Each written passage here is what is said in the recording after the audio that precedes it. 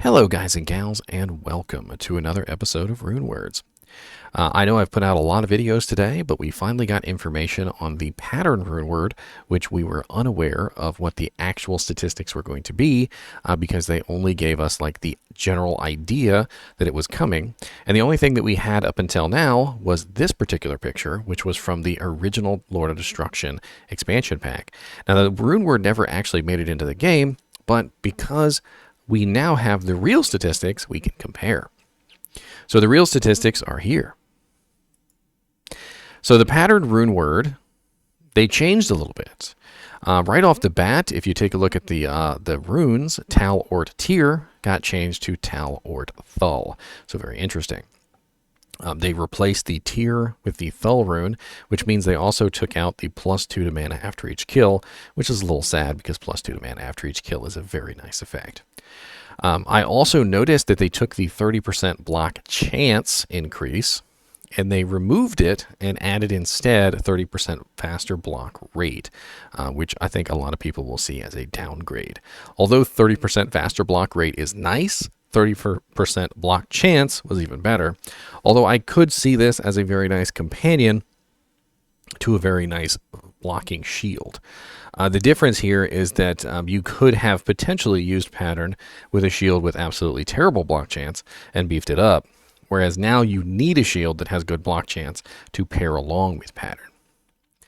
We also have a 68% enhanced damage, which is within the 40 to 80% ED that was on the original item. So I can't be 100% sure if that is not still a variable, but so far we don't know. But 68% chance is clearly within the 40 to 80%. The 10% bonus to attack rating has stayed. The 17 to 62 fire damage has been reduced quite heavily to 12 to 32, which they haven't really reduced the bottom end very much, but they did reduce the top end by quite a large margin, practically half. The lightning damage is still there at 1 to 50, which of course is from the Ort rune, and the cold damage has been added from the Thul rune at 3 to 14, which makes this a multi-spectral weapon with literally fire, lightning, and cold damage, all of them.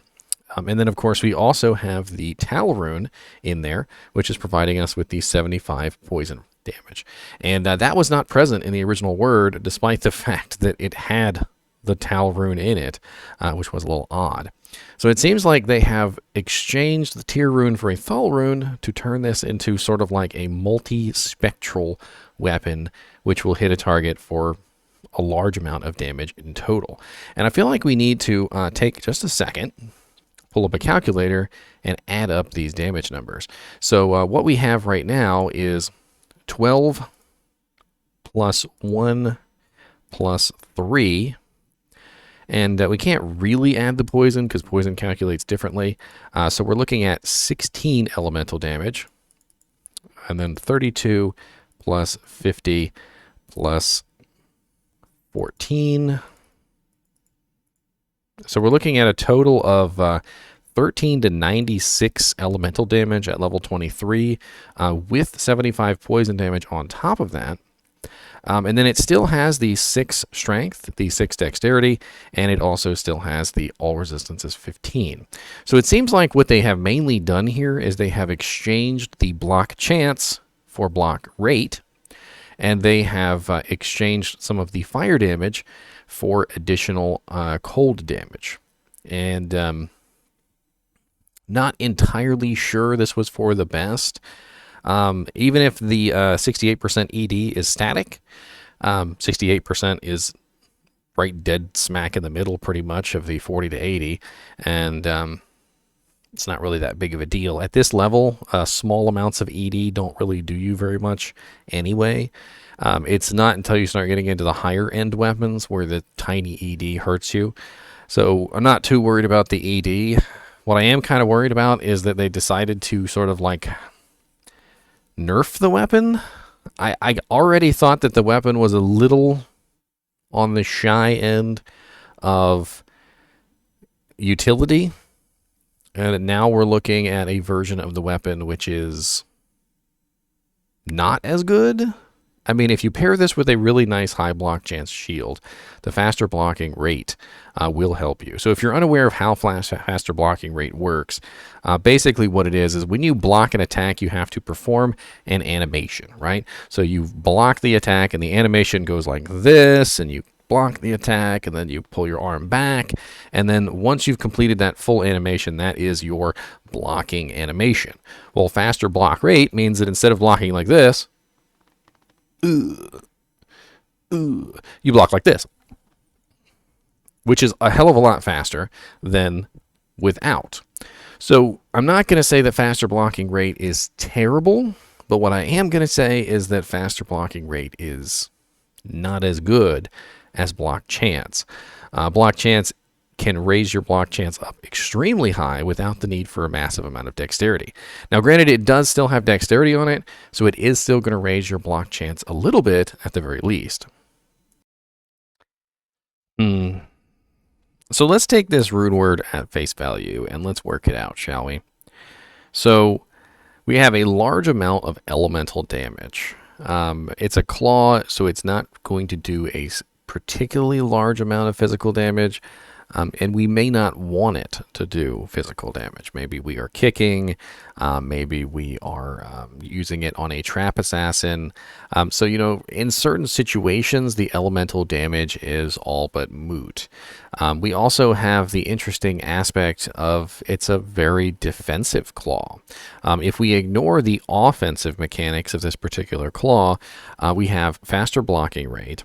We have the strength and the dex and the all resistances, which add up to a very nice defensive claw, which kind of seems to me to almost indicate you would put this in like an extremely fast claw, something that is, you know, the fastest claw available to you, and then use it with a shield on maybe like a trap assassin specifically, just so you would have a very fast trap cast speed, and then you could also, you know, get your faster blocking, your all resistances, and your strength and your dex, and of course you would be ignoring the bonus to attack rating and the elemental damage. Now, if you were to use this on a kick assassin, the damage maybe wouldn't matter either if you were specifically going off the damage of your kicks. And again, you could use it as a defensive claw option for the faster blocking and so forth and so on, which isn't necessarily a bad option either. And I'm trying to think here. So I'm thinking about Dragon Talon, specifically, like the kicking abilities. And I'm thinking about the elemental damage and how the elemental damage actually would do fairly well on a kick assassin. The fire damage, the lightning damage, and the cold damage, as well as the poison damage, would translate through Dragon Talon, which could be very effective for a kick sin.